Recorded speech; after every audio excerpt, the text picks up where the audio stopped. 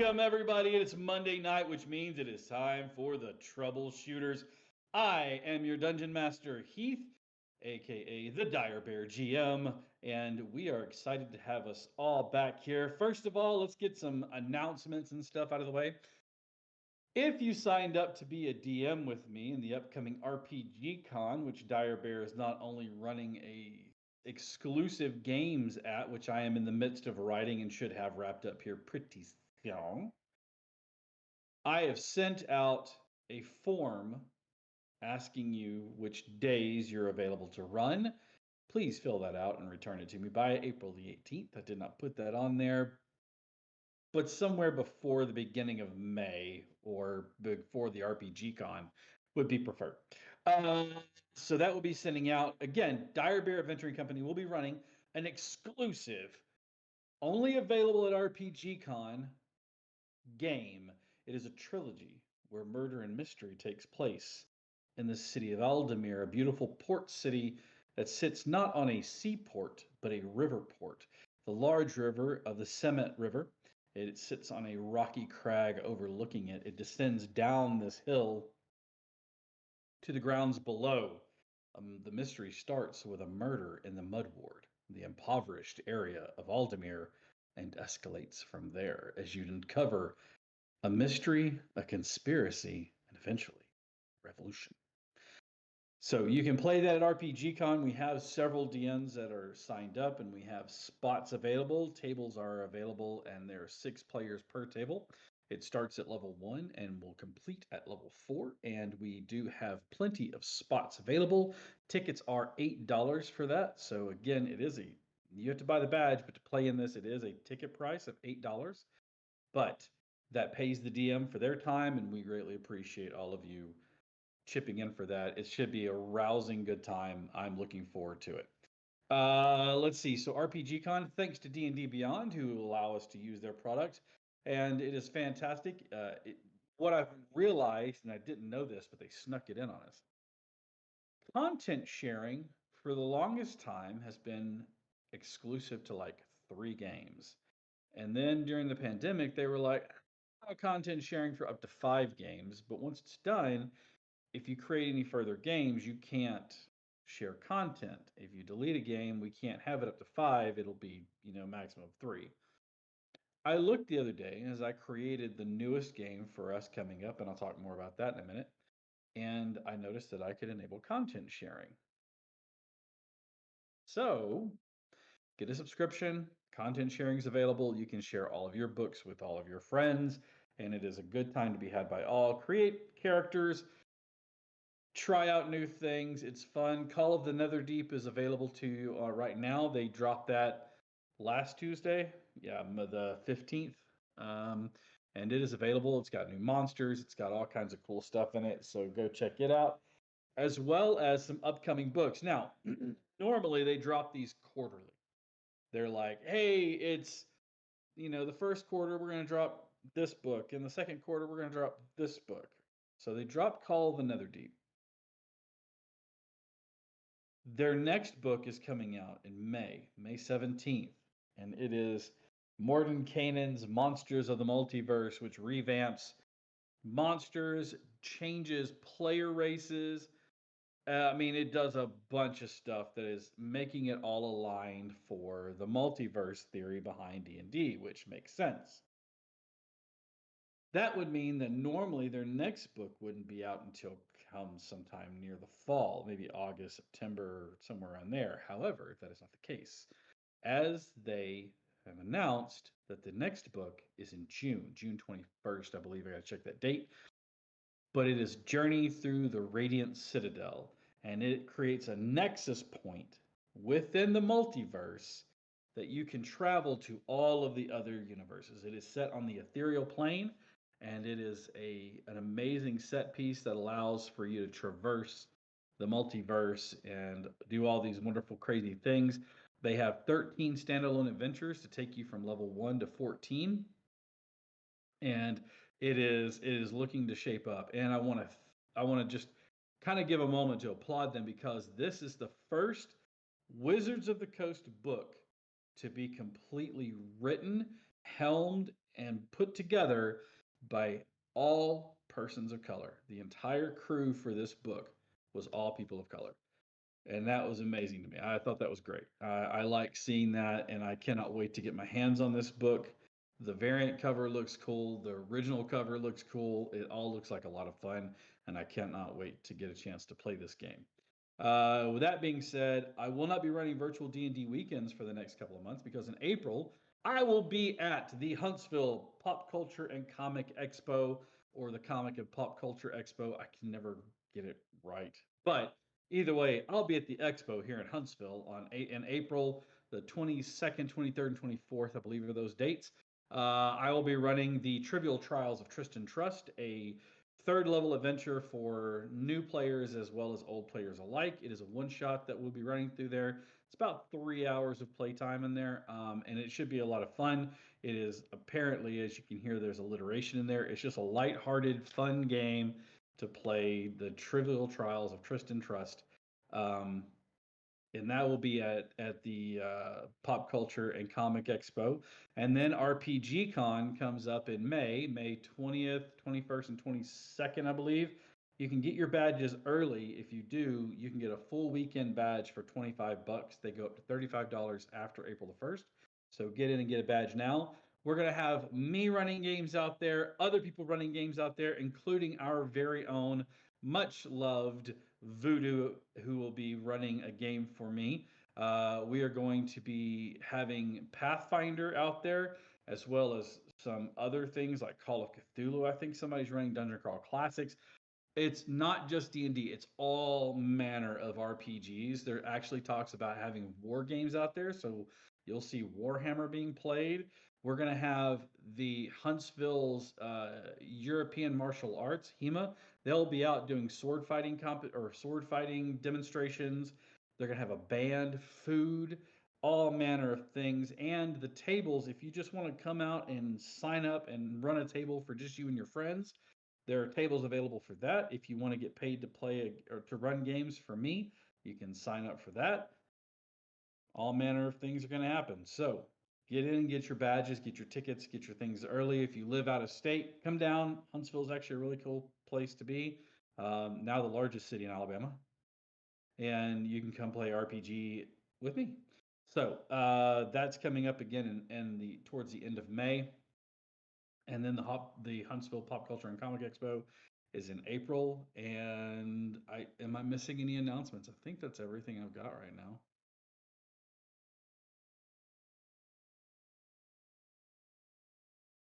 Auditions. Auditions end Thursday. So if you want to come play D&D with me on Mondays from 6 to 9 Central Time, so in this time slot, you can still get a chance to get your audition in. Email me at direbarrettventuringco@gmail.com. direbarrettadventuringco@gmail.com.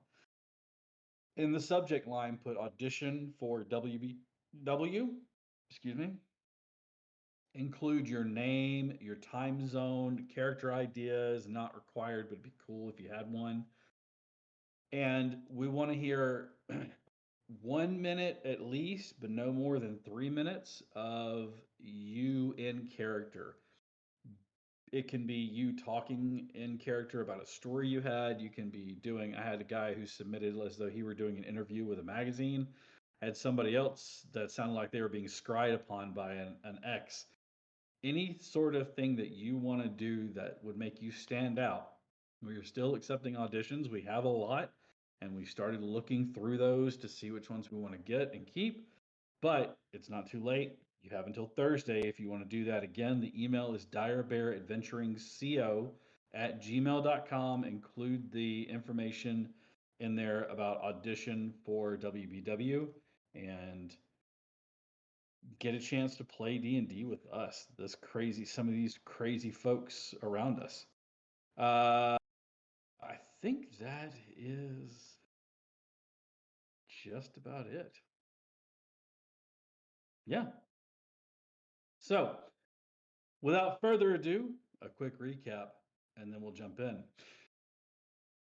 With a death averted although there were some sacrifices made, the group started out exploring the city where they came upon a portion of the town, not a huge portion, but a small portion of the city that seems to be almost untouched. Upon closer investigation, asking around, making some friends with folks, they were directed to a particular address. When they got there, they were led underground into an underground area. 3 children sat in the center of this room. Magic seemed to be stymied within this area. Not completely cut off, but it seemed to be lessened, where they were introduced to one of the head of this movement, this resistance force, by the name of David Bielski. Bielski looks to them as allies, but wants to know how they're going to take care of this very large demon issue that they have going on outside and still keep this city safe. Those questions and more will be answered in this episode, in tonight's episode of The Troubleshooters.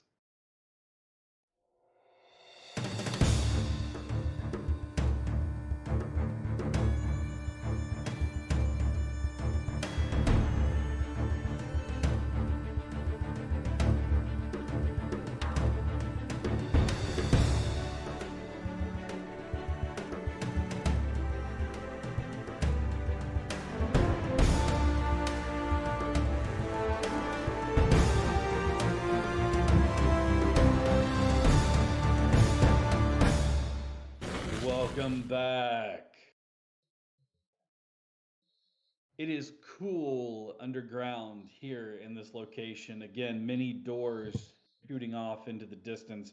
You get the idea that they lead underground into other locations. This main room that you're in seems to be their war room. Again, you can see guns lined up on racks around the room, ammunition. There are maps laid out of the city. The 3 children sit in the middle, being tended to by Bielski's wife. He looks at you and asks with that kind of raised eyebrow, you know, what will we do to stem off the flow of the enemy and help the people who live here? We don't want to leave them. It would be folly. These children, they can't keep this up forever. They work in shifts as they can, but you can see that it takes some toll on them. But if we let this fall, we lose the protective ward that is around this place. And I would as soon cut off my own arm than let the children and the people here be hurt.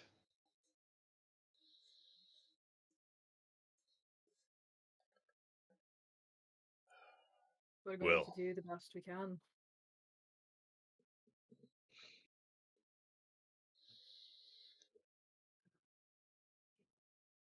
as we discussed yesterday, our first target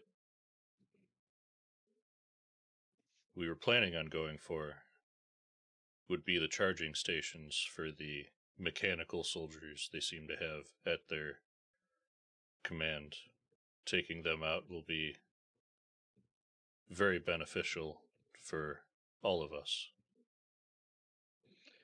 What would you need from us in order to make this happen? A guide, people who know the city and can help spirit us through. We're new here and don't really know our way around, but it seems you folk do. Being able to get in there undetected would be a great boon to help us accomplish this. He nods his head up and down, and he kind of whistles. And you watch as a boy about 15, you saw him earlier, comes bounding over. He's let's see, it's 19. What did I say? 22. So He's about 15, 16. As he comes bounding over, and yes, Papa. Tuvia, these people, they need the guide. You and your brother. You can help in some way, huh? Yes, Father. I can help.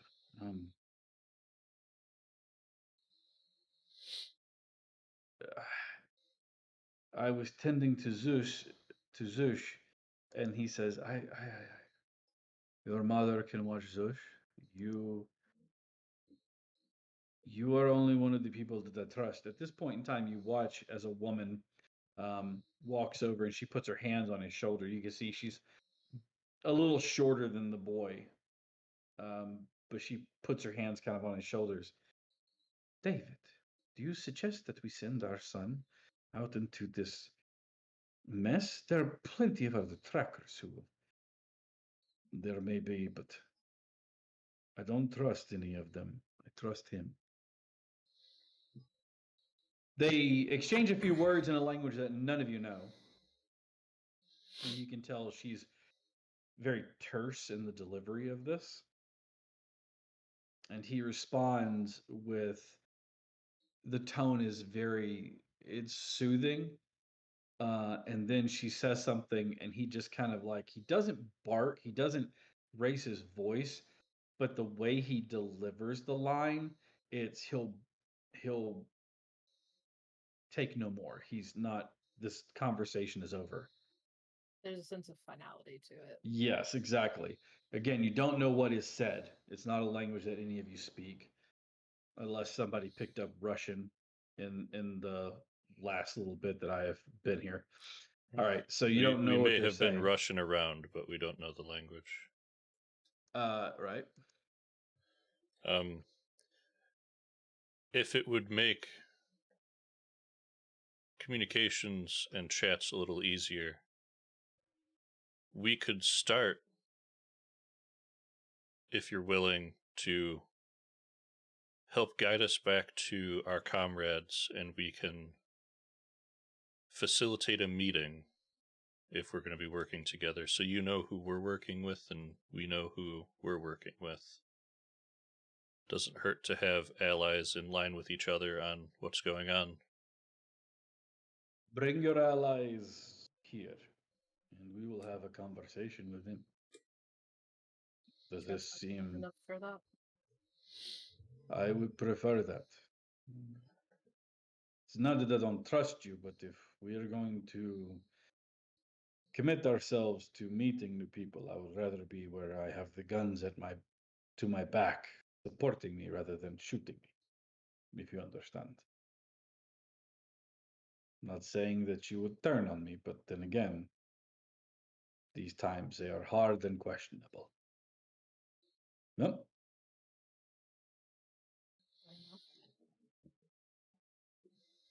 I will still send Tubia with you to meet your allies. He is uniquely qualified to find a way here. Right. Tubia. And you pray that you do. For no fear of mine would you have that is greater than that of my wife. I'll have no wrath. My mom was just the same. Good, then you understand the importance of taking very good care of my son. Right. Tuvia, and he looks at his son and he speaks again in that language that none of you know. And the boy nods his head. He reaches over under the table and almost idly, and he picks up this hat. It's got a little bit of like a top to it, and then it's got a band. If any of you seen Five Goes West or Five, American, what is American Tail? The hat that he has too big. It looks like that, but it fits him. That's a hat. That's a movie I haven't thought of in a long time. Actually, American have it Tail? on VHS. Yeah. VHS. I think my mom still has a VHS player. I have a bunch of Disney films on VHS. Again, I have a VHS. my mom does. My mom has a VHS player because she also has a lot of those old movies, including Song of the South, which you can't find anymore, Yeah, and the original Dumbo. But I have the original Little Mermaid with the penis castles. Yeah. Before they Anyway. started editing all that out. foreskin tresses. So let's try to make it work. You watch as Tuvia slings this satchel over his shoulder, and it's shaped kind of like an L or like a stomach, and it slings over his body and like forms tightly to his back and side. He reaches in and like grabs something, and you realize that it is uh, a handgun, not too dissimilar from yours, um, Moonin, but it Mhm. is still like not the same either. But he slides it back, checking, and then lets it go, and then like tucks it into his belt. And it's smaller than yours. The length overall is smaller than yours, but from the way the grip is, you can tell that it fires a round not too dissimilar from yours. Um, all right.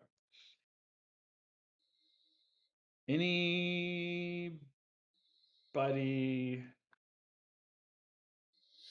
Anybody want to do anything or look around or ask anything before we leave this area?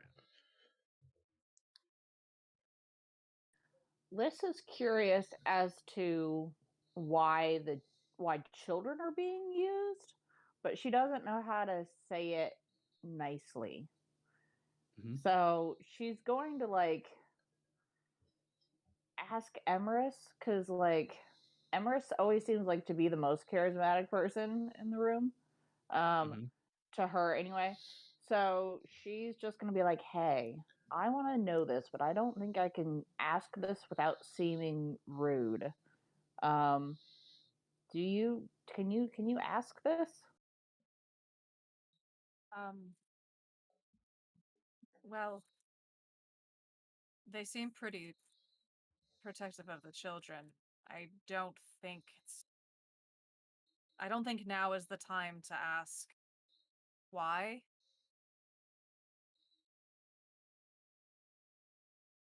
The only reason I say that is I don't know if they trust us completely yet. I don't even think they would divulge that information right away, at least.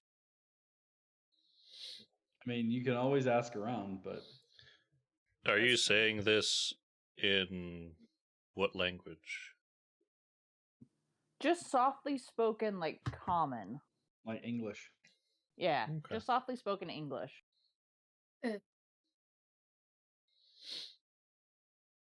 I know we're coming back.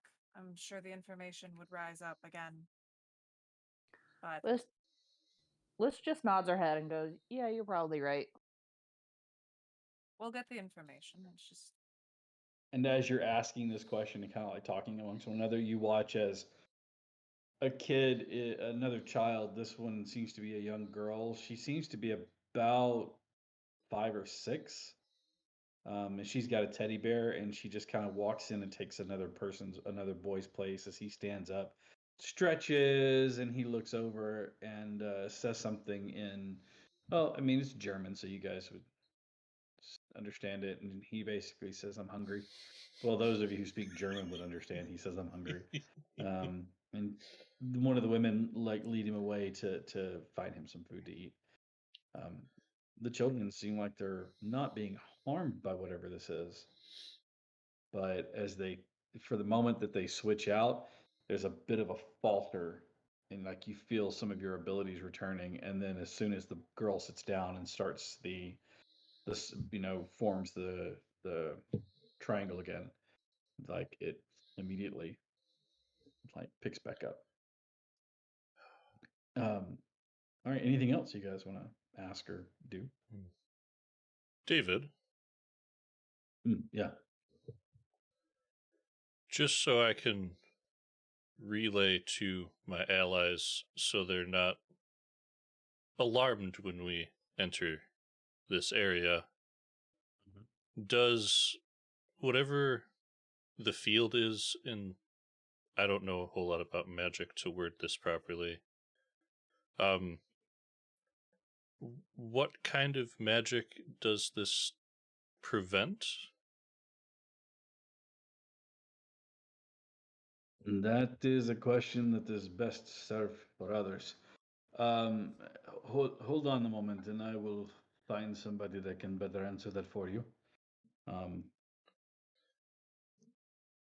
We do have a handful of arcane users. Yeah. This fellow, he's much better equipped, and he starts to look around the room, and he says something to one of the other men, who looks up, and he looks around the room, and then he just kind of like does that not really exasperated thing, but he just kind of one moment. One moment. We will fetch our friend Albert. And sure enough, they come back, and the man he comes back with shuffles in the room wearing what looks to be a cardigan. It's got a few holes in it where it's like moth-eaten. His hair looks like it's unkempt, like he's been like putting his hands in it, kind of. He has a thick mustache of like a light brown color. His hair is kind of light brown as well. You can see it's starting to get shot through with some gray, but it's not gone there yet. See, it's so he's probably in his mid 50s, maybe around that way. You can see again like salt and pepper starting to shoot through. As he shuffles over to you, you can see he's wearing a pair of shoes. One of them is untied, the other one is tied, but you can tell that whoever tied it, it looks like maybe one of the kids did it. The little like lopsided and the big bows. Um, David goes, yes, this is the man who would know more about these sort of things. Albert, everyone, this is Albert Einstein. He is the lead magic and science, understands how all of these things work. He looks at all of you and says, yes, hello. It's a pleasure to make your acquaintance. What do I help you with? I was hoping before we bring our allies here to meet with you, you could explain a little bit about the protections in this area. The protections in this area work very uniquely. See, there's the idea that magic is not some misunderstood thing. It is practically magic where it makes, or it is science, but it defies the laws of physics as we know them. For you can take and create things from nothing, but there isn't nothing. There's something there. It is a whole other particle. It lives on its own thing. My theoretical name for it so far is like, I don't know, it's woven together. So I was thinking something like a weave. And you can pull magic from the weave. And then, of course, it doesn't use it up because it still follows some laws of physics where you can neither create nor destroy it, but you can alter it to do what you need to in such a case. In this case, we have actually thickened the weave in certain areas so that magic cannot pass through it as easily as it would in other places. And what that does basically is nullifies the magic in this area. Think of it as though you are being shot by a gun, but instead of having the gun just pass through the air easily, there's a sheet of lead in front of you. And when it hits the lead, it dampens it or softens it. It doesn't ricochet because lead is soft enough to stop the impact of the bullet, but it, there's still some residual effect from it dissipating the energy around. So what happens is you are shielded from the magic. That doesn't make the magic stop from going out. But unfortunately, just as lead, if you are to be encased in it, right? And there were no movable joints, while you would be protected from everything that is outside, you yourself could not really move or do anything. Sort of the same principle here. There is this encompassing protective shell, but while you're inside this protective shell, there's nothing more that you can do. And I have found that we can make it reasonably safe by having no more than 3 of the children in the location. You can do it with more, of course, but there is only a need for 3 of them. Because, as it stands with magic and physics as well, that the strongest shape in the universe is, of course, a triangle. So, with that being said, I hope that explains it all. Who moves that? And he starts to wander off to a spot where he starts to rearrange some things that are on a table. He says, "That's how it's supposed to go. I told you it's supposed to move." And you see him pulling on his hair, giving it this wild look. I Well. understood very little of that. David like nods his head up and down and goes, "Nor do I." He's wearing. You said he was wearing a opposing sides uniform, right? Like, yeah, he is wearing an Austro-Hungarian Empire, like the German military uniform from World War One, which was the opposing forces for you guys. Not the Third Reich uniform that we've Yeah. all come familiar with World War II.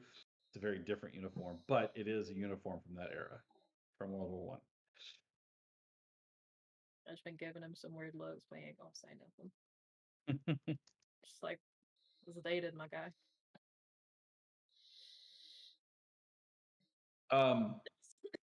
So, giving a history lesson, the central powers for World War One were Germany, Austria-Hungary, which was the Austria-Hungary Empire, and Turkey, against France, Great Britain, Russia, Italy, Japan, and then so the interested countries that you guys are all from.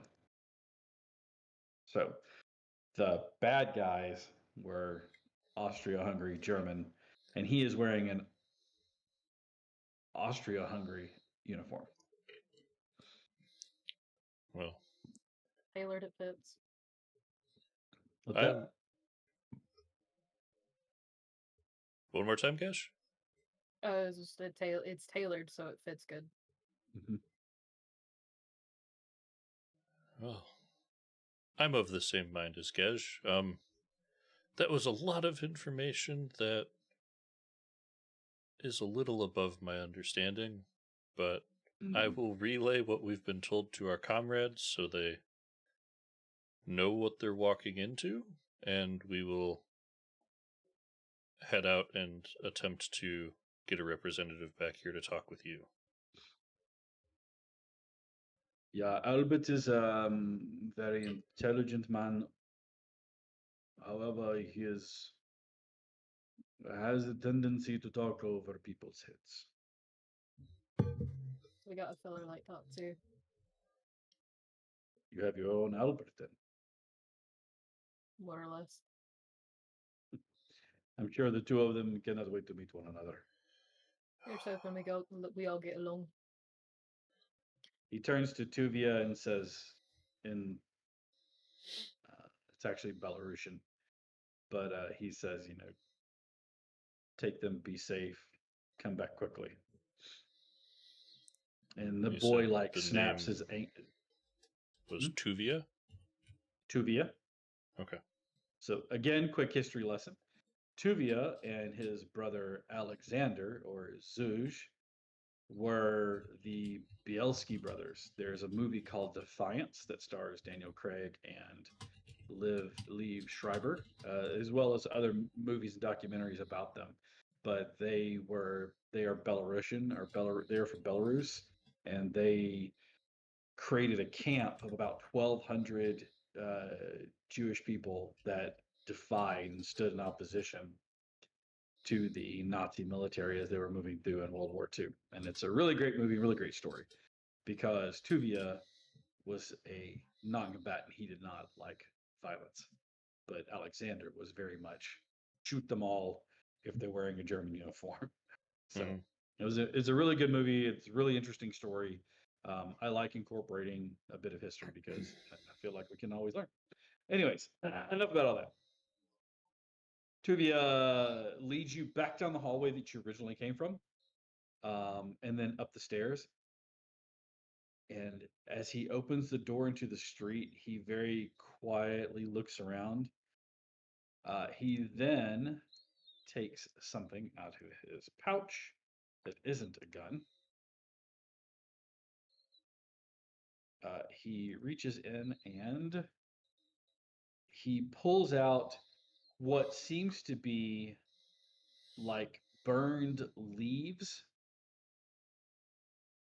And as he like crushes them, he sprinkles them kind of over all of you.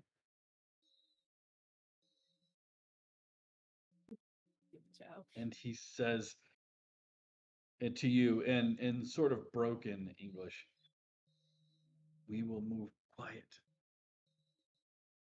No sounds. That's good. As he casts Pass Without a Trace on all of you. Lovely.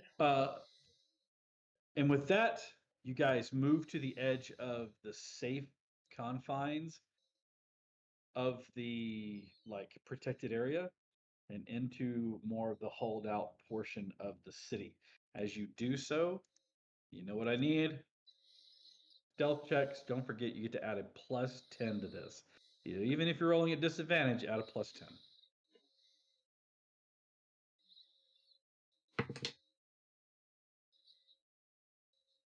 $14. Okay, so Gesh has a 14. Is that with the +10? Yes, I rolled a 2. Yikes. Okay. Not made for Moon, stealth. Dirty 20. that with a 10? That's a 5 on the die, +5, +10.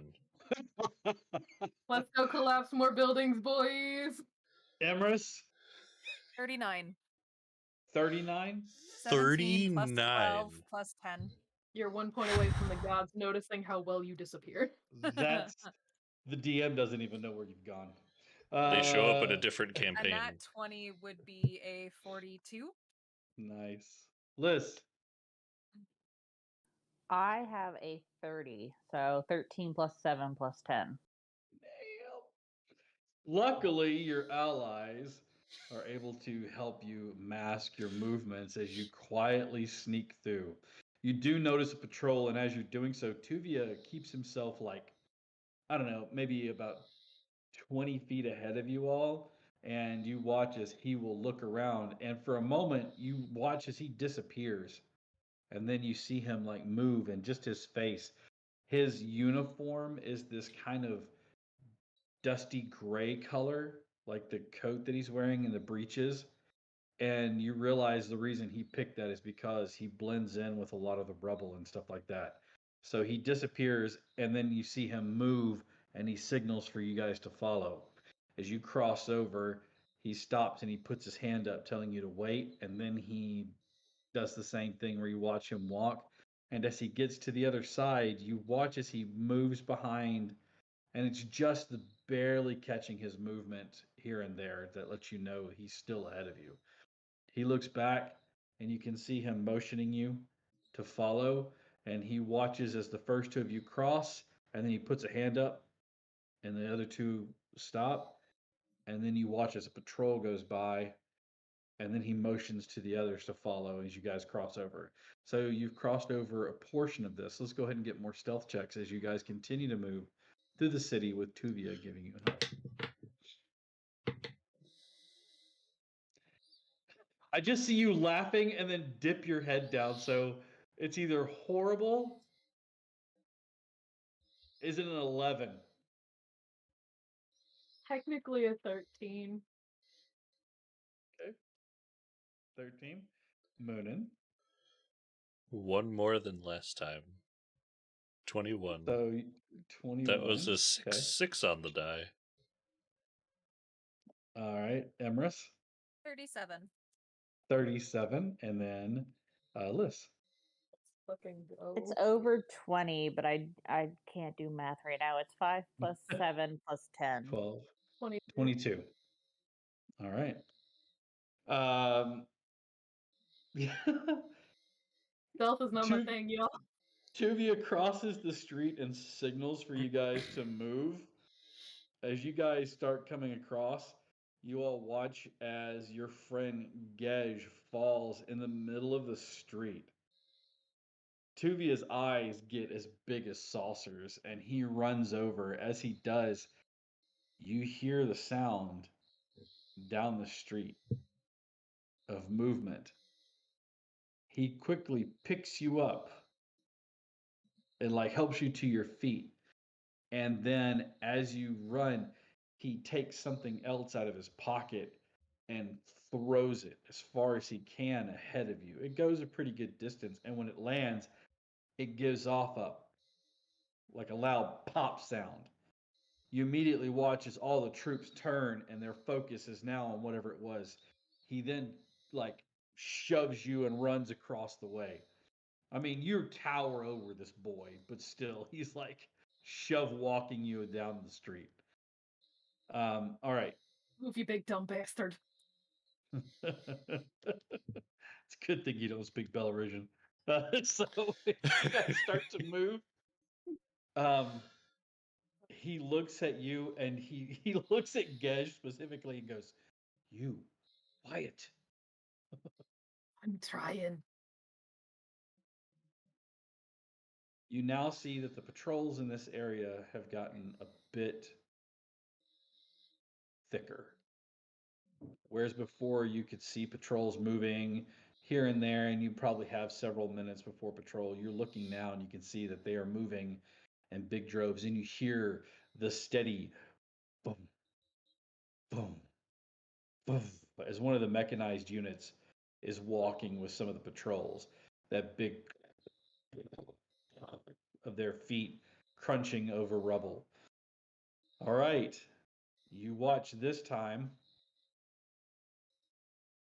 as he takes out, he looks in his pouch and he kind of tosses his head back and forth, like he's trying to make a decision. And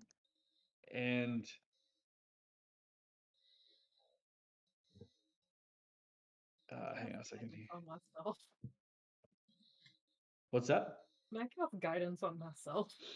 I maybe You not can, so stupid. but he looks at the lot of you and goes, he says, again in broken English, "No here, no see." And he kind of like, gives you the indication, do you not want to be heard or do you not want to be seen?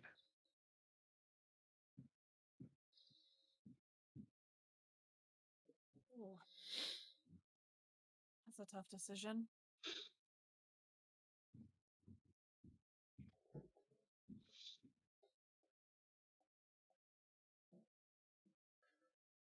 Both could Did you be see he's got a advantageous. small ball of what looks to be like gum Arabic in it, and as he's doing this, he reaches up to Gej and like plucks an eyelash and like mashes it into the gum Arabic, and he says, "No see, no hear."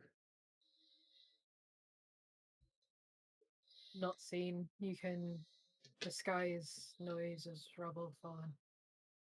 Especially with the machines moving about. No see. He speaks quickly, and then he casts his hands out, and you watch as the thing that he had in his hand dissolves in like this little dust. And as it does, you realize that you cannot see your allies. And you look at your own hands, and you can't see your own hands as he cast invisibility on the party. Hey. I need stealth checks. This time, though, you have advantage on those instead of the +10. Roll normal. I'm gonna keep rolling this die and hope it turns around on me. It can't stay mad forever. I got it 20. Yay!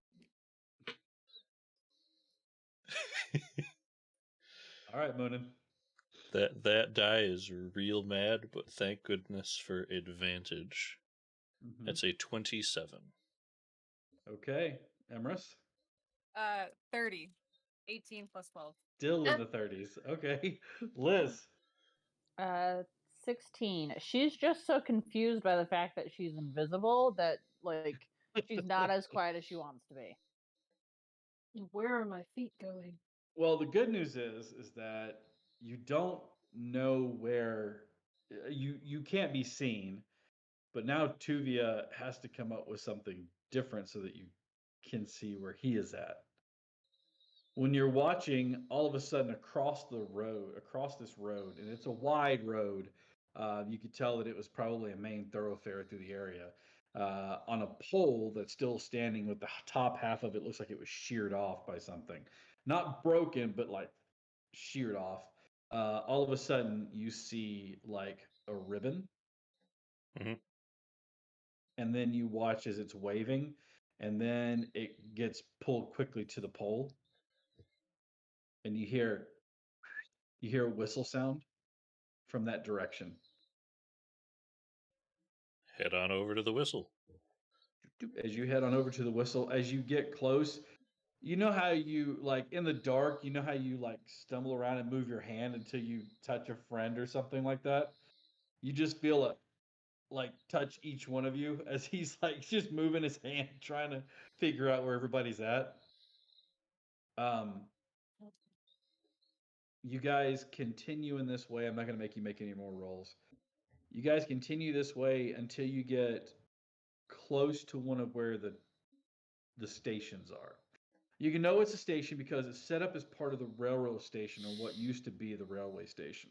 The units where the trains, the engines would be backed into, you can see that there are large, what look to be like generator type things. You can see that they've got a big propeller or big motor on the front. They have several large things they're chugging, and you can see diesel like black smoke rolling out of them. Next to them, there's about 10 of them, and you currently see connected to each one of them is one of the mechanized units. Underneath the covering where the railway station, like this,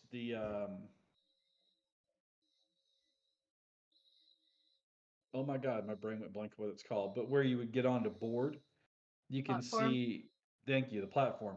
Where the platform was, you can see that there are these metal bends with like these forks on the front of them that are keeping whatever's inside there held in.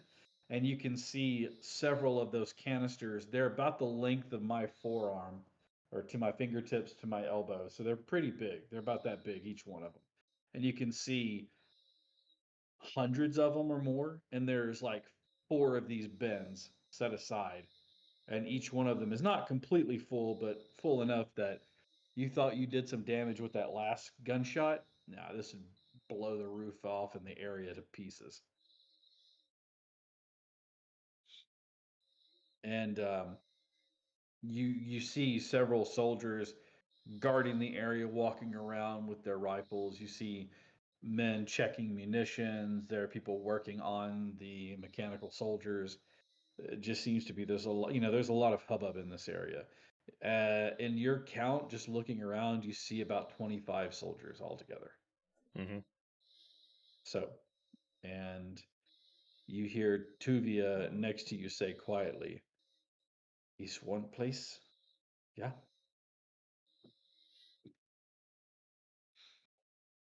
This is one, yes.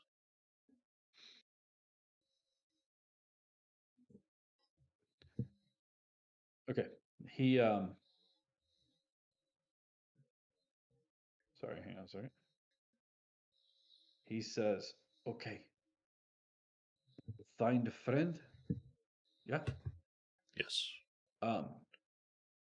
And he reaches out, and there's 4 of you. Let's just roll a d4.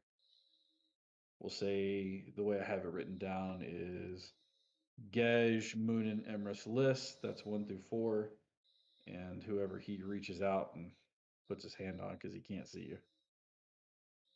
Hey, Liss, you feel a hand like touching your face. Like, he's not touching your face, but it's like trying to find you.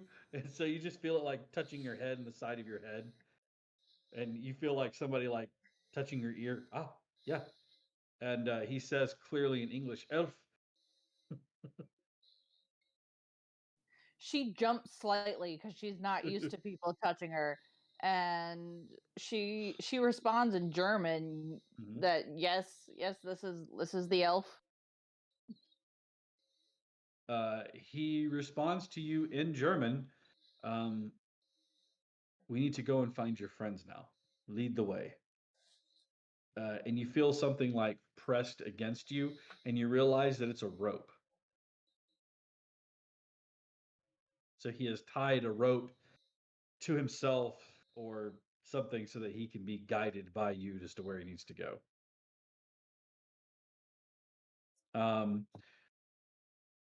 You are not familiar with the city, but you are familiar with where you came from to get to that portion of the city that was untouched.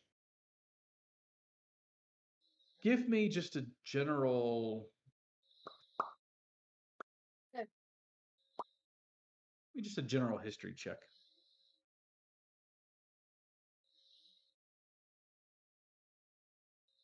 Yes, Gej.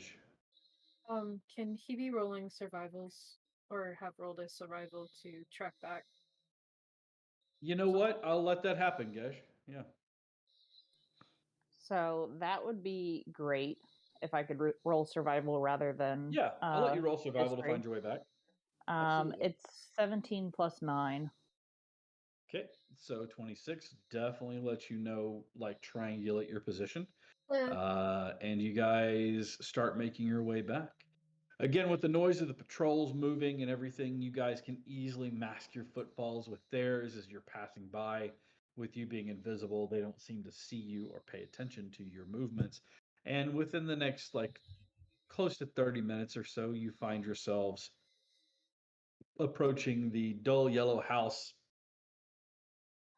with a portion of the top floor gone, bombed out, and the bottom floor still laying intact. As you approach, excuse me, as you approach, you can see that the door is currently closed. You don't notice anything odd about it. The windows are boarded up. There's a little bit of a gap left in them. You know that they were using that to look out. The door's closed. You currently don't hear anything or see anything. You are still invisible. Wait, the door to the building is closed, or the door to our fake mansion is closed? The door to the building itself.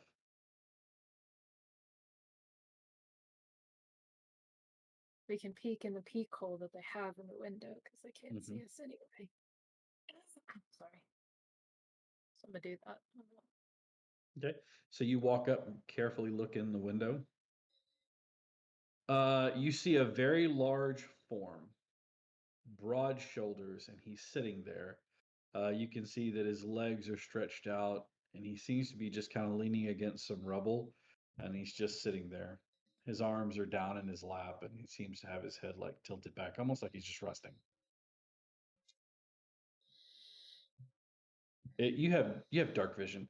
The dim light, the gray that you can see, the shades of grays, you can make the form out to be Bruno, and he's just sitting there. So we're gonna walk around to the door and Bruno, it's us. No response. Oh boy. Open the door then. All right. As you open the door, a little bit of the light that's fading from the day shines in on your compatriot, Bruno. His skin is not the sun-touched, but yet still somehow white as driven snow. It is instead an ashy gray color. He's sitting with his hands open on his legs, and he is just kind of looking into the middle distance. His eyes are glassy.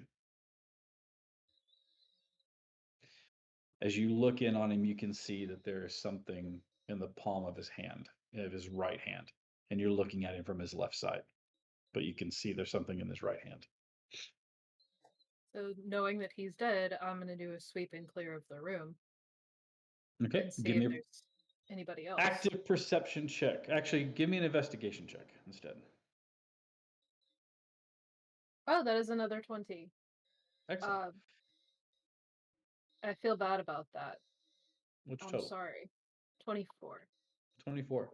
As you carefully look through the room, you don't see anybody else, but what you do find are there are some brass left behind, some empty casings. There's about 3 of them. You do notice a little bit of like a small blood splatter, like droplets of it. You notice that he has like his lips are that bluish color, but you can see like some veining at the edges of it, but you can see that his skin, where you're looking at it, like the tips of his fingers, here at his elbows, he's starting to get some of that pooling. Yeah, you know what I'm talking about. You know what I'm talking about. He's starting to get pooling at the low points. Let's just say that way. But you notice that there's no ligature around his neck. There's no hemorrhaging in his eyes. It doesn't look like he was strangled or choked. You don't see any bullet wounds on him. You don't know how it happened. Don't like that. Don't like that at all. So yeah, gonna finally turn. They can't see me turn, but just Bruno's been killed, and he's gonna slip in the door to go and look in the right hand. In the right hand is a piece of paper that is curled up, like it was rolled up. It's about that long, and it's as you unfurl it, it is written in a handwriting that you are not familiar with. But the letter says, as you open it and you start to read like the first few words, a mouth appears above it and starts to speak. And you hear, "Did you think you could slip into the city without me knowing it? Of course you can't. Who else would have blown up one of the mechanized units? You are like ticks or fleas, a pest, a nuisance. And no matter how hard I squeeze you, you still persist. I have the rest of your allies." This one put up quite a fight. Unfortunately, he did as he was told, and he died. You can stop this, surrender yourselves, or die fighting. That choice is yours.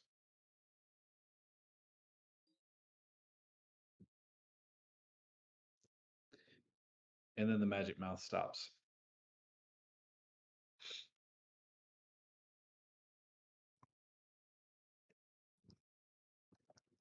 Latuvia, you're not going to be able to meet our allies.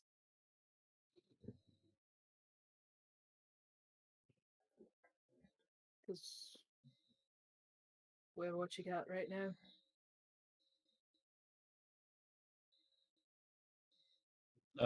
Tuvia drops the concentration, and you watch as all of you appear again. He says that in German, by the way, since he can understand German. Yeah, he drops it and he goes, and back in German, he says, "This was a friend of yours." He was. He looked like a good man, He was. like a strong person. Perhaps someone can heal him. I will tell my father what you have found. What will you do?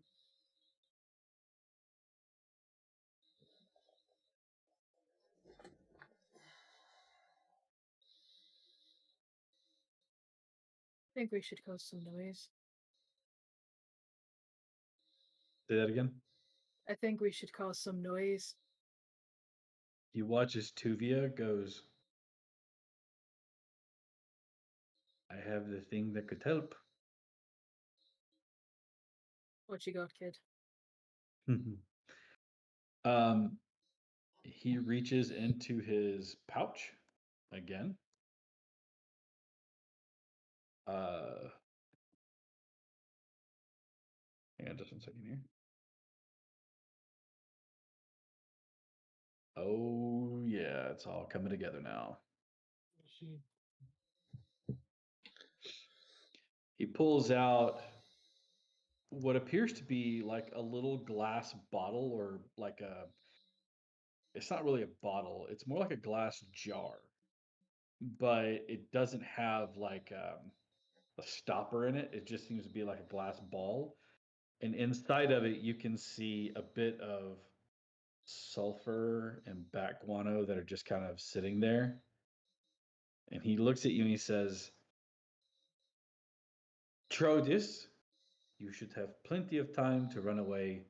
It will blow up when you tell it to.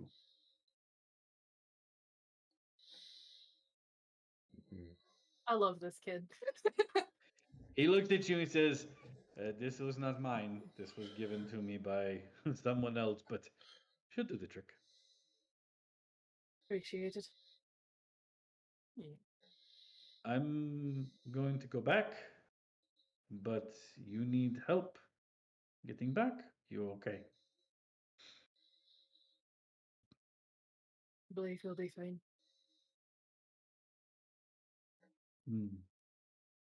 I believe you will be fine. You going to rescue your friend? Or die trying. Prefer you stay alive. Us too. But you know. Make noise. Find us. We will help. I'm going to materialize a rifle. Look over and go, oh, we will make noise.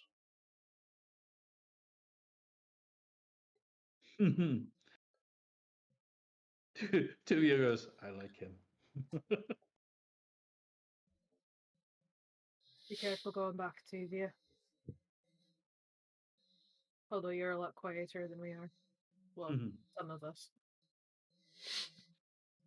So this like coat that he's wearing, you notice that it has a hood on it, and as he looks at you and goes, he like pulls it up, and it's just like this gray mottled color.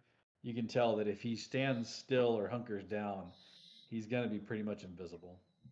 For those of you in the D&D terms, it works like a cloak of elven kind. Mm-hmm. But instead of hiding in like trees, it's designed to hide in like urban rubble. Makes me Cloak think of Lord the urban Rings. warfare. That is more what it's like as Lord of the Rings, where they're like throwing the cloak over themselves and they just look like a pile of rock. Big boulder. Cloak of urban warfare. Yes, the cloak of urban warfare. Oh. All right. Over here quietly fucking seething. Like, Why? Oh, because this Bruno. man has been causing so many problems. We need to relieve him of his throat from his body. Did we all hear the floating note of angry letter? Yeah. Okay. Yeah, magic. It's a version of Magic Mouth. Magic Mouth is only 25 words, so it was a little different, but still. Yeah. It was magic novel. It's your game. You're allowed to flavor it as you wish. It was magic soliloquy. Yep. We got Rocky Talkies, magic soliloquy. We're good. Magic monologue. That's what the new spell's gonna be. We can't interrupt that one, you know. I swear to God, that is my favorite use of the command spell, is just to say monologue. And just let them monologue? Yep. Have fun. That's your next turn. My favorite is to like go find your parents. Go find your parents. And for like suggestion? Yeah. Yep. Where is your mother? Does she know what you're doing right now? No, suggestion is go find your parents. And then they just watch them go, okay. And then they just leave. I wonder what mom's doing today. I hope she's baking pie. I love pie. My friend Chase likes to use grovel. Like, it's his favorite one for command. He's like, grovel. And they're just like, Okay. Please, And now Please. they're prone. Yeah. All right. You have vengeance on the brain. What are you doing? By the look of that station, a well-placed shot from a distance would remove the station from the issue. Assuming that our allies are not there, which is the only problem. When you were there, you didn't see a place to hold them, so you're pretty sure that wherever they are, it's not there. Theoretically, if you get me up somewhere high enough to see, I can reach out at a good distance. Chaos will happen before they even hear the bullet.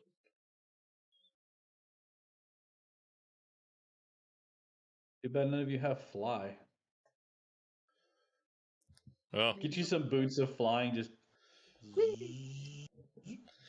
and I'm never seen in combat again. Where's Moonin? like 130 feet in the air. It's fine. You just see where's Moonin? 500 feet up. you see someone get hit, and then like a half second later you hear a crack in a direction somewhere in the sky. It's just like echoes. I didn't There's a come all sound the of way to the sky. You just All watch right. some dude fall down, and then you hear like thunder from all from the around you. gods. I mean, hey, we got enough clerics in the group to be like, you pissed someone off, I'd stop what you're doing. Reminds me Somebody's of the angry. Losers. Have you ever seen The Losers? Yes. Where he's like, they did things to me. Strange things, anal things. I can kill you with my mind bullets. And then the dude just drops dead.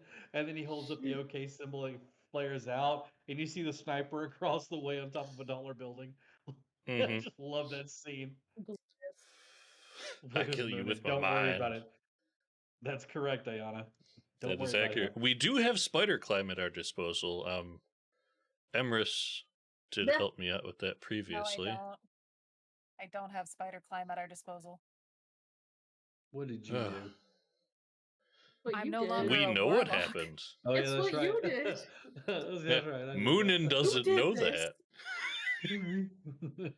Oh yeah, I forgot about doesn't that. know. Sorry. What did you do? I died. Drama. I perished.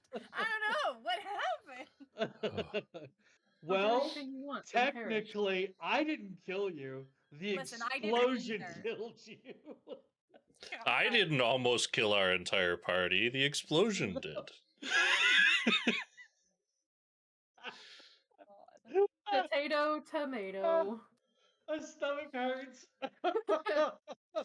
That's how you know it's a good laugh. I don't know who set off 6 fireballs in one location. That's crazy. I just shot a gun. I was behind the wall dying, so I don't know what you guys are talking about. Yeah. Yeah, I literally have no clue what happened. How you guys doing? So Ayana, there are mechanized infantry units that are part of the deployed military, and they have mortar cannons. Moonin said, you know what? It's a good idea to shoot that mortar shell that's inside the ammo dump on this mechanized unit and blow it up, which it was a great idea because it killed all of the enemies. The mechanized unit was disabled. He was nearly killed. I was at 0. I think the entire party was almost killed in that shot. I think other than Gej, everyone at the party was down after that shot. Yeah. Emrys was already down before that shot, but after, that's true. Gej was the only one standing. Because I wasn't there. I would have been right there with you guys. That would have been the end of the Troubleshooters. It was. We went out with a bang. Yep, that's some fantastic though. So you're heading back to where you saw the depot, where units were. Okay. How big of a radius could we judge from the last explosions that went off? we can have people safely tucked away. Rough estimate. Rough estimate, because this was a singular unit, not a depot of them. Each unit can hold, what I say, 8 shells. Yeah, 8 shells, because he fired 2 before you shot him. And he had 6 left. No, 5 left. So each one can hold 7 shells. Each one holds 7 shells. You saw 4 bins of those mortar units. Each bin has 3 salvos worth. So 21 of those in each bin. Now, there weren't 21 in each bin, but based off of that information, you're going to create a large crater wherever you decide to set this off from. I will re-emphasize that statement, a large crater wherever you explode this from. Are we also at this depot plenty of space and time away from our allies' hide? Oh yeah, you mean the people in the protective area? Yeah, it's far enough away. Cool, so we can blow to hell. Your estimate from this is if you blow this all to hell and back, you're going to level, I would say, 3 blocks in any direction. No, actually, probably 4 blocks in any direction. This depot will be wiped off of the map. Any surrounding buildings within the next 4 blocks from that will also be, unless they're very sturdy, blown to fucking bits, I think is the technical term. I'd call that reparation for Bruno. Oh no, that's not even for Bruno. That's for fun. You know, Gej. Now, granted, you only know where one of these stations is. There's time to find the others. It's actually a hell of a statement to get started. I can swap a spell in an hour, right? I mean, technically you need a long rest to swap out a spell. But what did you have in mind? Clairvoyance. I think that'll help me, won't it? Hold on 1 second, because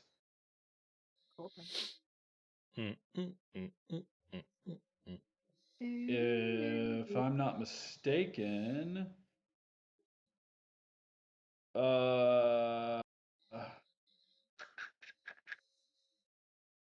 nope, never mind.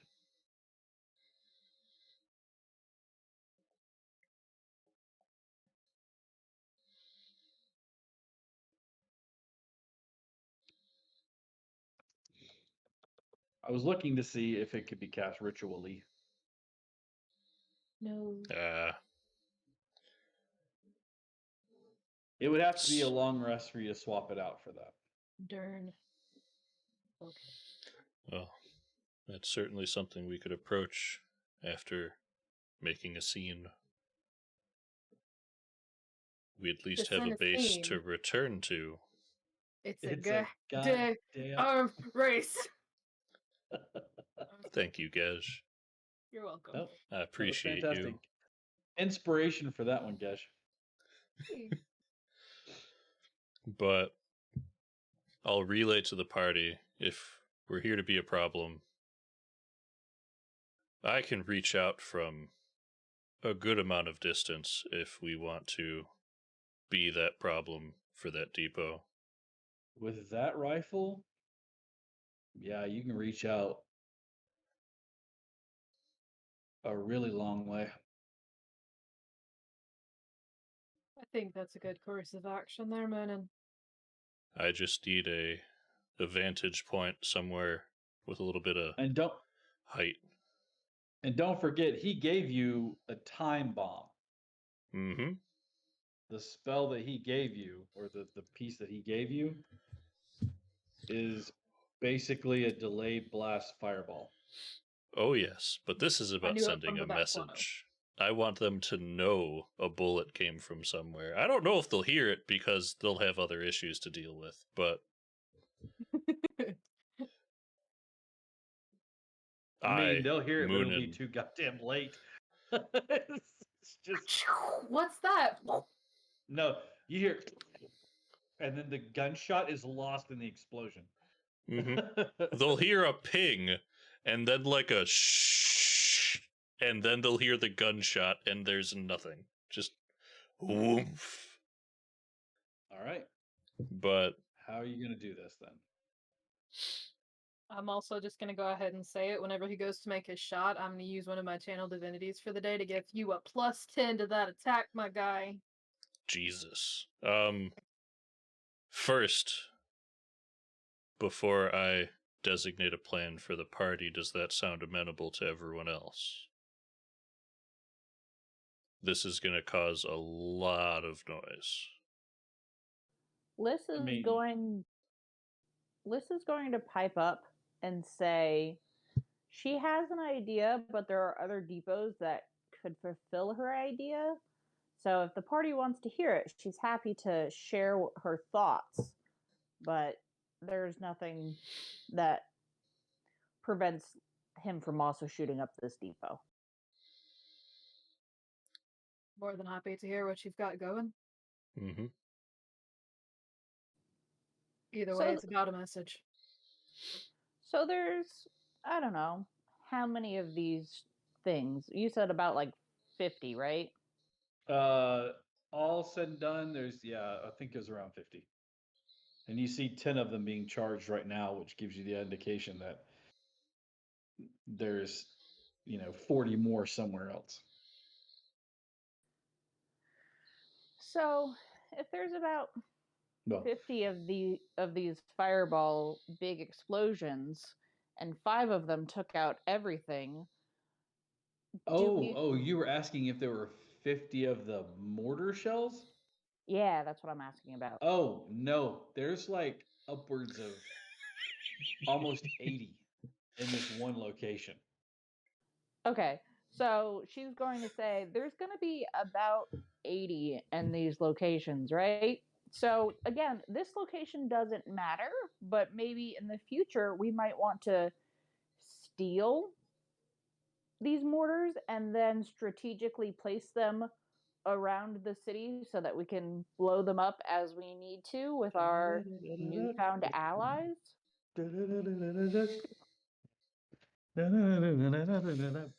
I miss my flamethrower, y'all. It's my turn with the fire, Gej.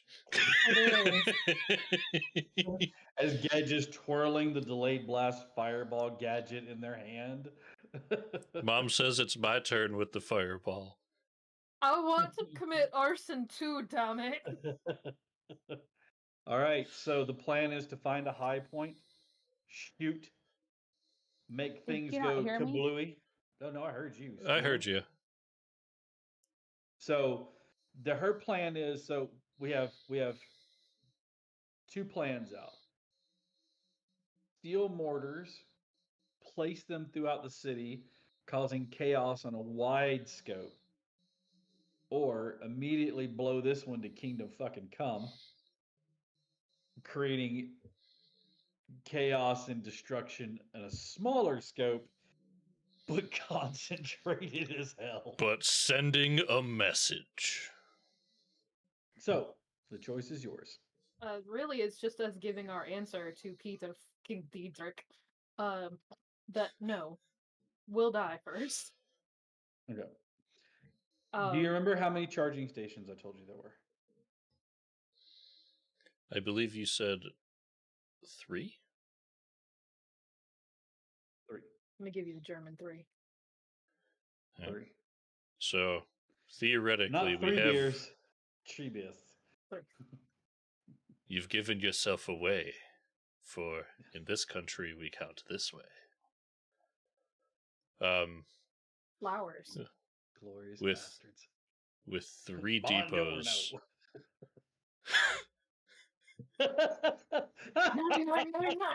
I got you. Immediately the scene starts playing in my head. You think you speak the 3rd best Italian. I don't speak Italian. Like I said, 3rd best. Yep.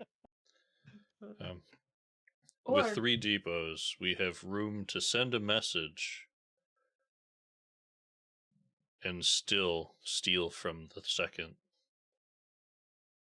we have room to send more than one message.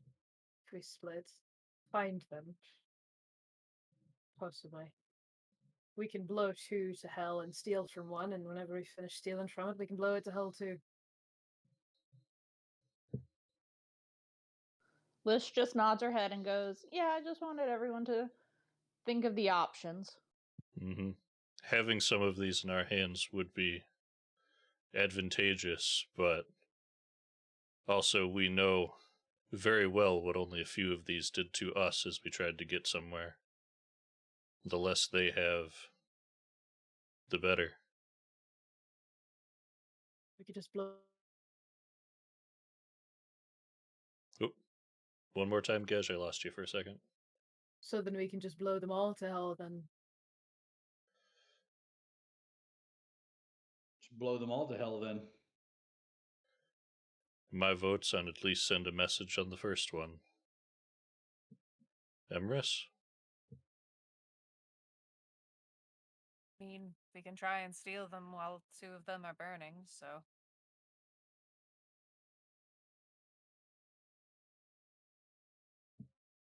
Give a stockpile to the resistance. That way they can cause their own mayhem. 6 one way, half a dozen the other. Yeah.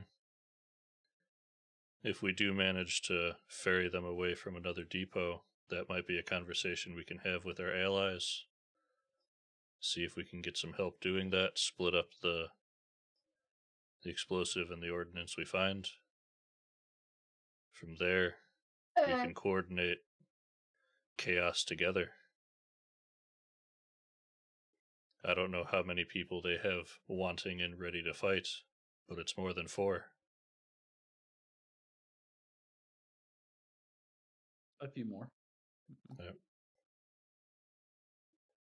As 4, we can send a pretty good message and then regroup with our allies. All in favor of blowing the first one and regrouping afterwards, say aye. Aye. So blow the first one to hell and back. Okay. Remove the first one from the face of this plane. I like Okay. to watch the fires. How are you just- going to go about doing this? I need to find a vantage point. We Okay, can give me a backtrack a little bit to Give me a head quick back perception that way. check. Yeah. May I We can- assist in any way? Yeah, you can give him assistance. Well, you roll separately, as your 2 sets of eyes are looking for the best vantage point. Sure.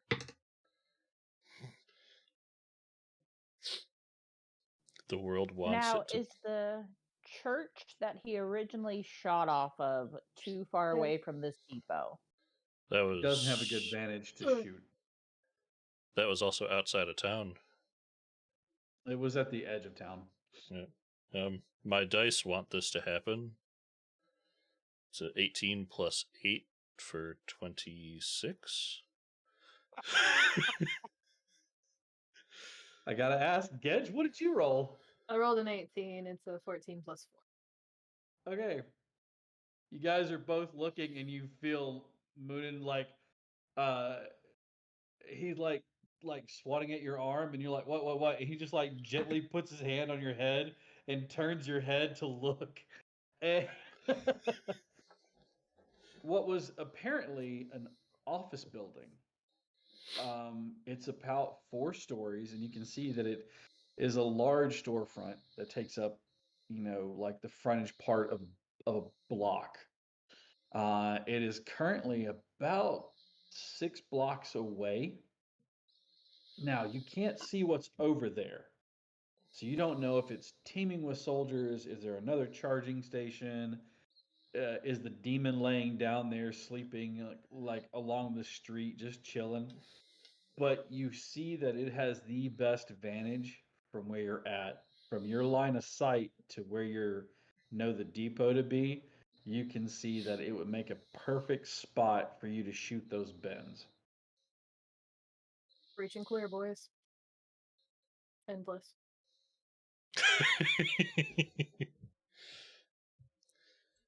I think that right there is probably our best bet. It's like the sun just shone on its right, and the rays revealed the perfection. Building. All right. So you're going to make your way over there? Quietly. 6 blocks from where you're at. That will put you in line with the depot. Mm-hmm. We're going to do this in 2 rounds per, so 3 stealth checks. Let's start with the first stealth check. I need everybody to give me stealth. You're no longer invisible. So I'd say quietly, but We God, we do roll. have my God, I rolled a 16 and a 20, so that makes it an 18. Holy a damn! that's a Okay. 16 plus 5 So 21. for 21. 12. 12 for Liz. You stepped away. Okay. I can roll Right. for Q. Oh no! I got this. It's going to be silly high either way. Because it's like a plus 12. It's ridiculous. They're good at hide. They're wearing leather.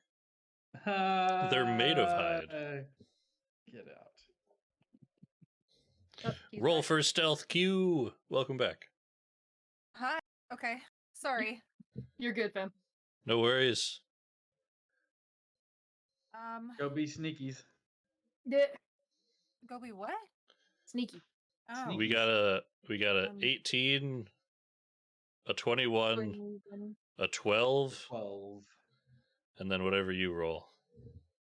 25. Shocking. Okay. Against perceptions.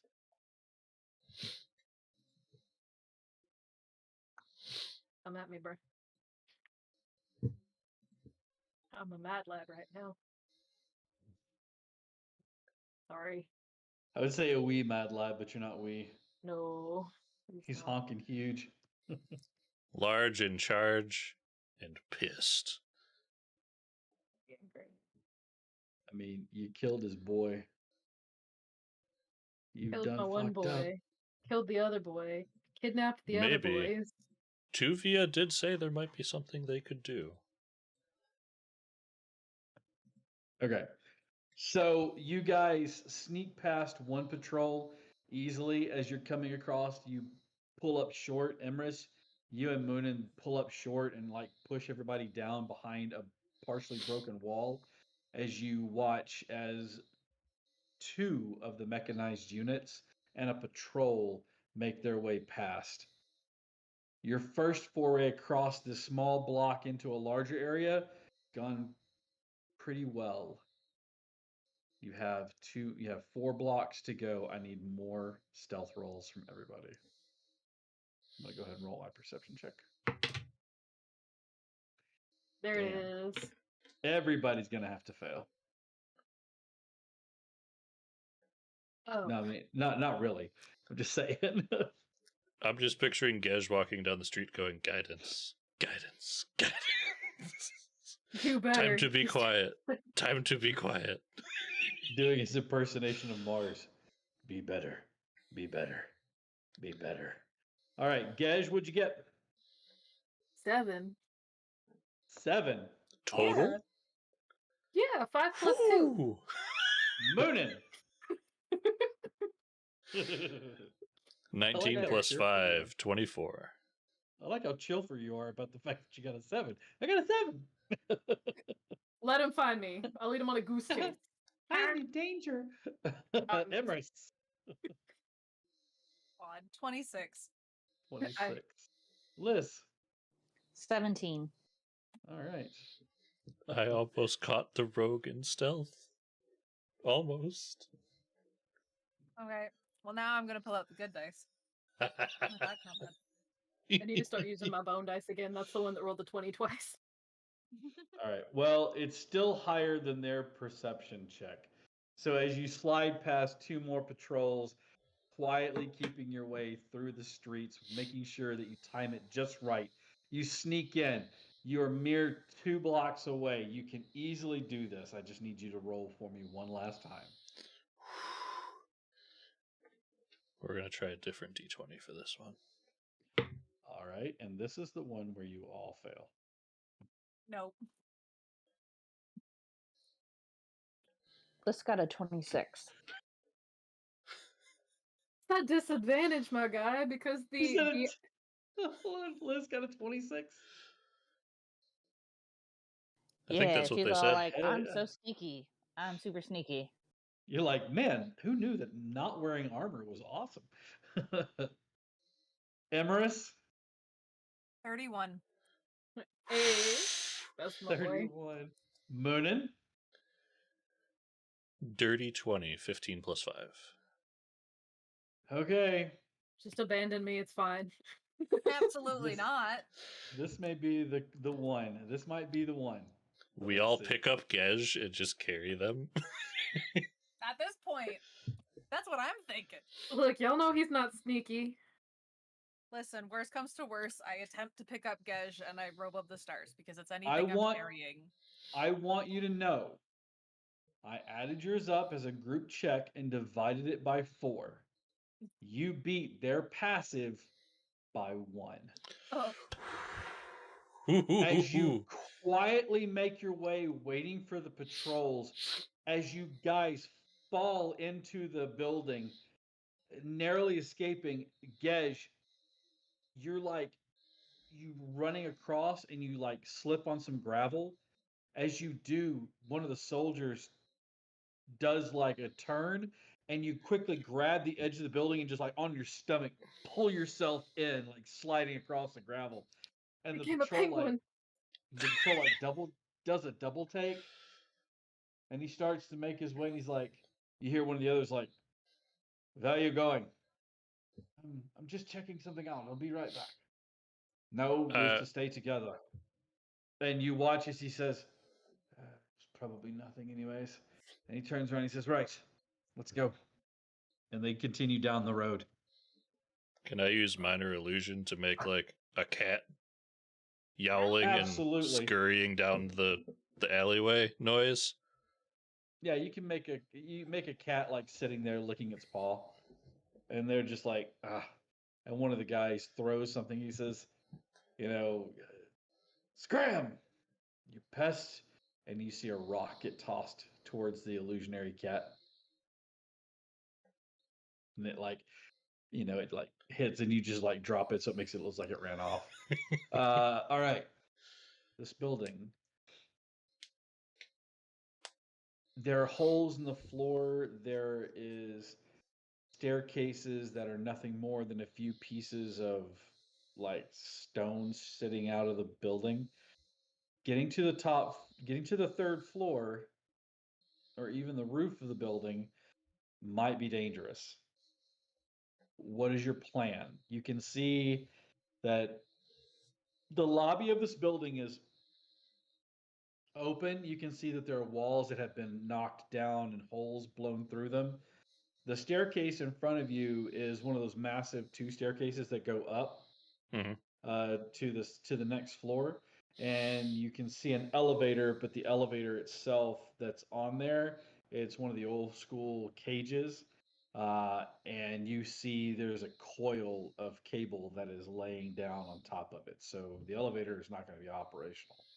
You can see the grand staircase that goes up to the 2nd floor, and then you see so like the elevators goes up to the 2nd floor, and then you don't see another staircase, but you do see a sign that's kind of hanging, and it's got the stairs symbol, and it points like to the left. So like if you go up the grand staircase, you can go left to another staircase. The grand staircase is okay on one side. The other side looks as though part of it's been hauled out, like whatever hit through there, like careened through the building this way and like slammed into the stairs. I don't know what this shot's going to do to this building. Do you want to head up It's with 6 me? blocks away, so Yeah. I'm not much good at climbing anymore with this hitch in my shoulder, but I fully believe in you. I'm gonna cast Enhance Ability. Cat's Grace. you Nope. have advantage on dexterity skill checks and saving throws, I believe. And don't take fall damage for 20 feet. Yes, you don't. Yeah. Being useful. So, mark that. do you guys want to bunker down and hide, and I'll move upstairs? I'll keep a Probably. watch on the door. Sorry, Q. No, that's okay. All I was going to say is probably our best bet. We'll make sure it stays safe down here. Cash can watch the door. Liz Gotcha. goes, I would feel better if I had you in my line of sight, so I'll come up with you. Just don't miss, Moonin. I can only do that to one person. That is okay. She is a monk now, so she's good. All right. Taking the grand staircase. You easily go up the grand staircase. The left side is fine. It's no real structural damage to it. It kind of like you get that idea of shifting stone underneath your feet, but it doesn't move. It's resolute. You get to the top. You look down that left way, and whatever it was that came careening through there is taking out like a big chunk of hole. Like you can see a little bit of daylight from above that shines through parts of the ceiling. On the second floor, you go all the way to the end. As you get close to the end, you're about, I'd say, maybe 60 feet from where that stairwell goes up. There is no floor in this section. You can see floor across the way, but it's gonna be about a 20-foot jump. Now, time for some rules. Jumping.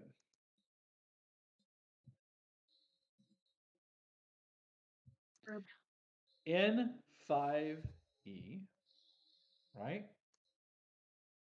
Jumping. You can jump. Let me find that again.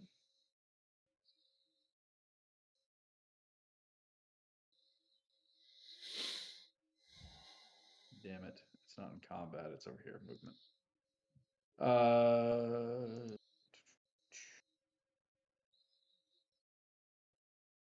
Jumping. Your strength determines how far you can jump. When you make a long jump, you cover a number of feet up to your strength score if you move at least 10 feet on foot immediately before the jump. So, what is your strength score, Moonin? 10. I You have can a only 0 cover modifier. half. You can only cover half the distance that you can see. Liz, what is your strength score? My strength score is 10 as well. However, as a monk, you have an ability that lets you do some cool shit. Dope monk shit. That is absolutely what it is. It's dope monk shit.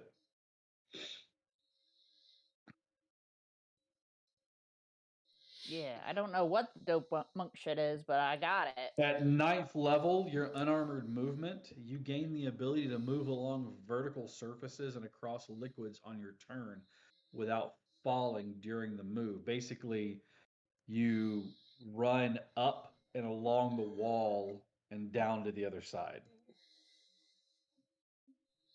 Cool. Yeah. Pulling some So- Assassin's Creed shit over there. Yeah, so basically she just moves across the space, not even really thinking about it. But it's so new to her that when she gets on the other side, she's just like, "Oh, I'm You on the look other back, side you're of like, this." did I just do that? Cool. See that? Now, you watch as your ally takes off running, gets to the wall, lifts their foot up, and boom, boom, boom, boom, boom, boom, scurries across the wall and gets to the other side, and then looks surprised that they did that. You can try to do the same thing. I'm gonna look at him and like pull rope out of my bag and go, damn. I don't know if I can make that jump, Liz. This size, because there's no other way to get to where we're going besides this across this chasm, right? You can try to clamber up the elevator shaft, but no. Liz just kind of like looks and goes, yeah, I don't know how I just did that. I don't think you're going to be able to do that. If you come back, I could give you a rope. I can try and climb the rope versus running on the wall. Because I don't think I can do that. Sure, we'll try that, I guess. And she comes back over without even like a real thought to it. Like she just walks back over and she's all like, how the hell did I do that? That's interesting. We can scientifically fuck around and find out. Don't lick the science. All right. So she runs back across and takes your rope and then scrambles back across the other side. The damnedest thing. I don't know what happened to you, but that's handy. Are you going to try to tightrope walk this? You're going to try to like hug it and crawl across? You're just going to jump down and then clamber up the rope? What are you going to do? Don't forget you do have advantage. On decks. I'm going to try and clamber across.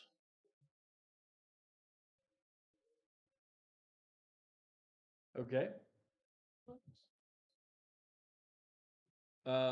If you haven't seen it yet, check in the Discord there, Moonin. Yep. I'm with Liz over there. I'm gonna try, if I can argue for acrobatics, try and just like balance my way across the rope as I run. Okay, so you're gonna try to run across the rope? Yeah. Balancing yourself? Okay, it's gonna be a high DC, but you do have advantage, and I'll let you use acrobatics.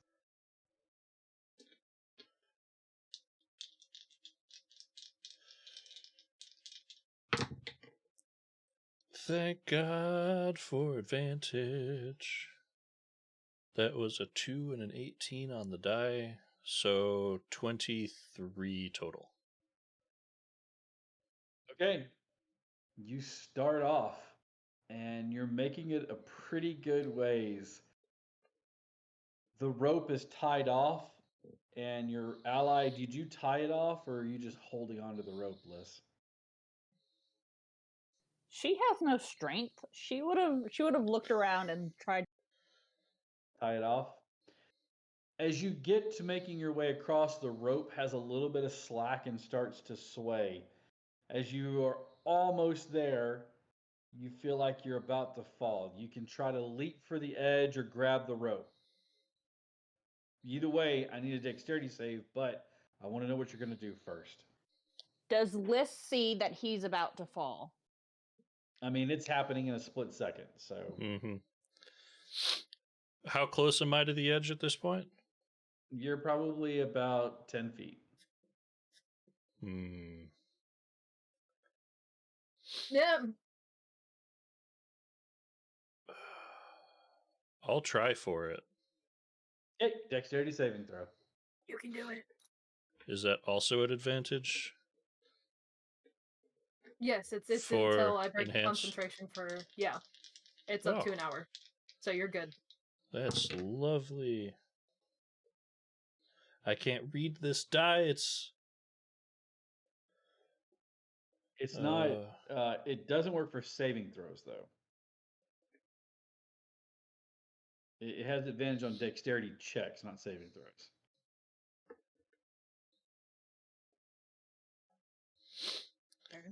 That's okay. I will re-roll one dice then, because I rolled those both at the same time. I don't know which one would be what.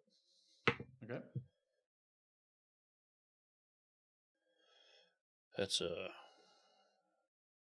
another 23, 18 plus 5. All right. You are able to make it. You wait for the rope to slack and springboard forward. You catch yourself right there at the midsection, like right below the diaphragm. Your arms splayed out in front. Liz, you reach down quickly and like grab his arms and help get, because your feet are dangling in the air. They're not touching anything. But together, the two of you are able to pull up. You have to take a minute because the wind is knocked out of you. You're going to take 2 points of damage just from that collision and knocking I'm the wind okay out of with that. yourself. That looks like it hurt. My You're cleric like, believes in me. I "Yes, went for it. All right. And you did This- it. Yeah, you Just succeeded. believe in the me that believes in you, and you'll be The- fine. The hallway ends in a door that has been like it's hanging off of its hinges, like one hinge is left. As you kind of like together work to get the door open, you pull it open. You can see that where the outer wall of this structure would have been, it is now sloughed off and laying in a big pile of rubble beside it. This staircase is exposed to the elements. Yeah. And you can see there's just a very small spot where there's a landing and the staircase continues down below, but it's broken away. So like, there's the staircase on the outside of the building or at the what would have been the edge of the building, and that has been raked away. And then the staircase goes up to the third floor and goes down to the first floor, but there's a large section of it that's fallen away to the first floor. So you can get up to the third floor. As you clamber up this, like hugging the wall to get up there, I want you to go ahead and make stealth checks for me, the two of you. This Stealth you would check. have advantage on. So okay. Guess I appreciate the shit out of you. Trying to be a good cleric, buddy. 21. Both of you watch as you hear the sounds and the steps, and you guys down below saw this as a patrol passed by the front. They didn't make any look in there at you guys, but as they passed by, you watch them kind of scanning. But none of the patrol notice you as you scramble up and into the third floor. The door on this one has been blown open. You can see it laying down in the hallway. The floor here seems to be pretty sturdy. It doesn't look as though it's taken a whole lot of damage. And you can see that there are multiple like office rooms in this top floor. From one end of the hallway is about 120 feet from one end to the other. So it's a big building. And you can see, like I said, multiple rooms. One of them looks like it was used as a conference room. There's even a table still in there, even though it's laying on its side right now. But you can see there's a table in one of the conference rooms.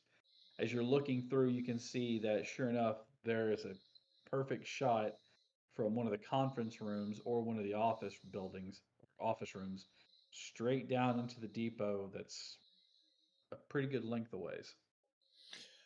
I will use that table to my advantage as a brace. All right. So you slide the table up, or are you going to leave it where it's at in the middle of the room? I'll leave it backed into the room a little bit so I'm not up at the window. Okay. All right. You take a breath, lay your rifle down, and you take careful aim. You said I had a +10 to this, Gedge? Maybe. There might be a caveat to that. Because Okay. I love the War Domain Cleric, so I have played them a time or two. Is he There within is 30 feet of me? He is No. above you, and that is not within 30 feet. Damn it, Bobby. That's okay. Does the cat's grace go for attacks? Well, that's what I was going to say was that he has. Hold on a second here.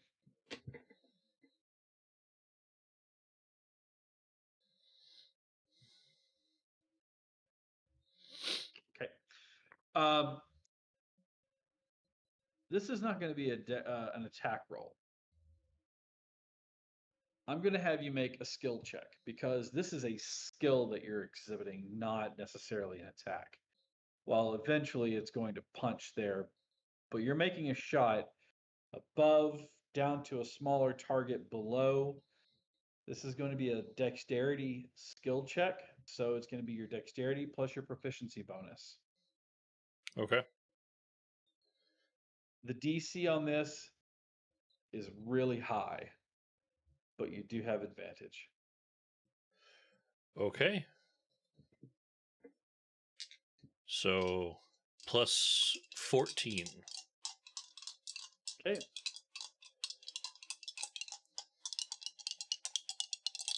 Stress. Suddenly stress. 5. Well, that's a 1 on the first die.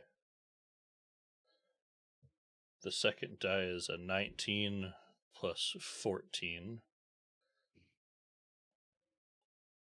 for 32?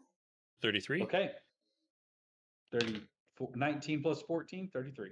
33. You take a lung full of air. Now, I fire on the up, crack, but others fire at the bottom. Does Moonin fire at the top or the bottom? Mom taught him to shoot at the bottom of the breath. Okay. You take in a lung full of air, relaxing your heartbeat, relaxing your body, preparing, getting it lined up.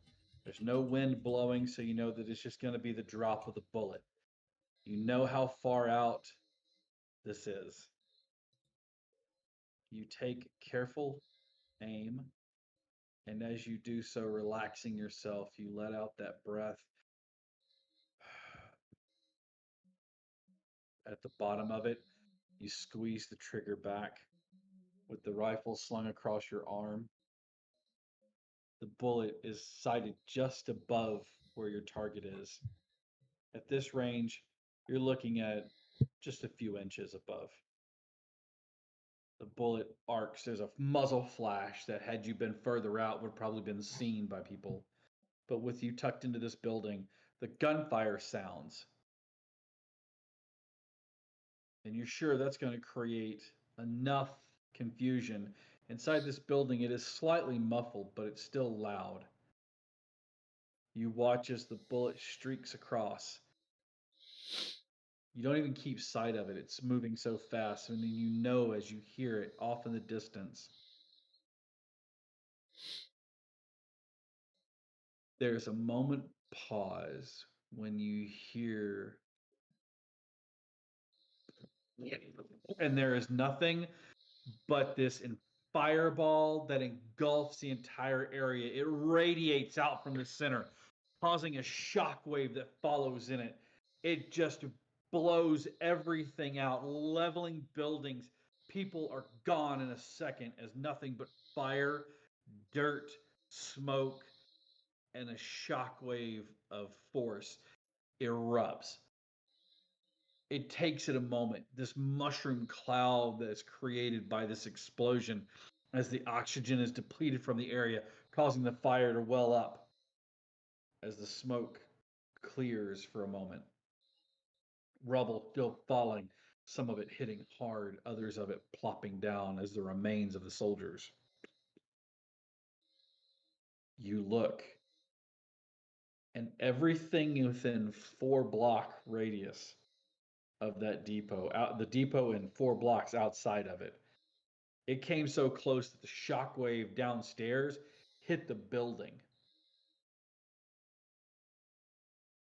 You watch as it dust settles, and where that depot was is nothing but carnage and the remnants of anything that was there. Suddenly, throughout the entirety of the city, there is the sound of alarm.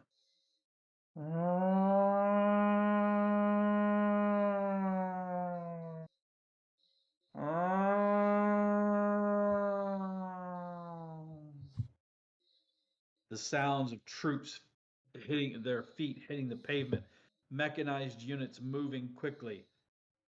They are speaking in multiple languages as they are causing themselves to work into a frenzy to try to figure out what happened, to try to recover anything that was there.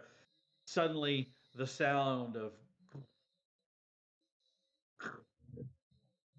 and you watch as the two-headed demon starts moving its way towards where the depot was.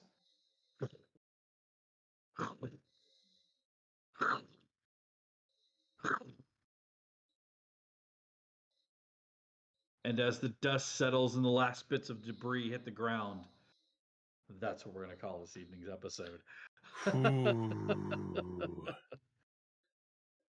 You guys are probably going to have a fight on your hand, just so you know, because you did make a really big explosion. But let's go over some things real quick before we call it an evening, because even though I'm going to call it an evening, there's some things I want to talk about. First of all, don't forget, if you're interested in running D&D games for me at the RPG Con, the first RPG Con of many, feel free to send me an email or send me a message. You can find me on Facebook. You can find me on Discord, anywhere. It is a paid gig. Basically, we're going to be paying you per person at your table for the sessions. And I hope to have all tables. I have 19 tables. I am in the midst of writing these adventures, and we should have those out pretty soon. I've already sent that out to some people. So if you want to follow up, come in. Yeah, sound effects. I also want to thank all these wonderful people for being here this evening. I want to thank Otter for making sure that our overlays and everything looks great. This man's been working his ass off behind the scenes for things you guys don't see. I want to thank Liz and also Voodoo for being able to be here tonight, because I know that Voodoo's schedule and Liz is back in school. Congratulations again. And I know you guys are going to have busy nights, so thank you guys for both being here. And of course, I want to thank Emrys, or I should say Q, for being able to run the show for us this evening. So thank you guys all for being here, and thank you all for tuning in and watching this evening. I'm going to ask now because I want to make sure I know. Voodoo, will you be here next week? I'm going to do my bestest. Okay. I want everybody to tune in next week because we're going to be doing a game giveaway. So we'll be giving away a game next week. So make sure you tune in. Spread the word. You guys are on different Discord servers. You guys are on different things. If you want to win a free video game, show up, watch, because you never know when we're going to be giving that away. We'll be working on the details, but basically the way it works is you tune in. At some point in time, I will shout out that we're doing the giveaway. You'll give a keyword. You type in the keyword. We select a winner. There we go. Ayana, that join when you can. I know you have class, so we'd love to have you when you can get in. So there you go. I will say that generally speaking, I don't run a giveaway at the first of the show because I'm not gonna lie, I want you to be here throughout. So, so thank you all for tuning in. Don't forget, we have more shows tomorrow night. We have Remnant Shadow, which is Star Wars. Did I get the name right? I did. Yay! It only took me like several months. At least 7. At least like 18. So we have Remnant Shadow next week, or I'm sorry, tomorrow night. God damn it. Then we have... Shut up. We're gone. We lost him. Who said anything? I was Nobody so said excited. anything. I was so excited. So normally, damn it, I gotta get back on track. Normally we would have Fall Skull and Knights tomorrow, but they are on break between the seasons. They will be back soon. Wednesday. That's Wednesday nights. Sorry. See, I'm all messed up. Wednesday nights we would normally have Fall Skull and Knights, but they are on their seasonal break. On Thursday nights we should have a Knight's Ransom, and then Saturday is Stolen Cities. And Sunday, you guys are still on break, right? Coming back April 10th. We just confirmed that today. Okay. April the 10th, they will be back. I'm just looked at March like a dumbass. April the 10th, they will be back. So that is 2 weeks away from now.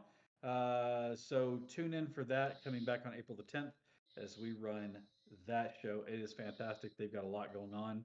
I'm looking forward to it. Don't forget, you've got 4 days left. Well, now 3 and just a little bit to get in your audition for Wild Beyond the Witchlight. We have the title card.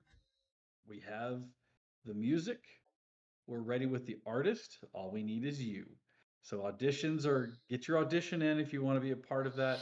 Come play with us on Wednesdays. Remember, we have six spots in all, and selections are getting difficult. Make it harder for me, please. Submit your I audition. can't wait to show all of you what we've been working on for this new game. We have been working hard. We're looking at doing more and more and more with promoting this and working with other teams and things like that. So we'd love to have you guys.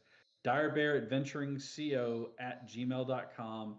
While Beyond the Witchlight audition, submit that, and then we'll play together, okay? Until then, we love you guys. Thank you for tuning in, and we will see you next Monday. Don't forget, game giveaway. Spread the word. Good night, everyone.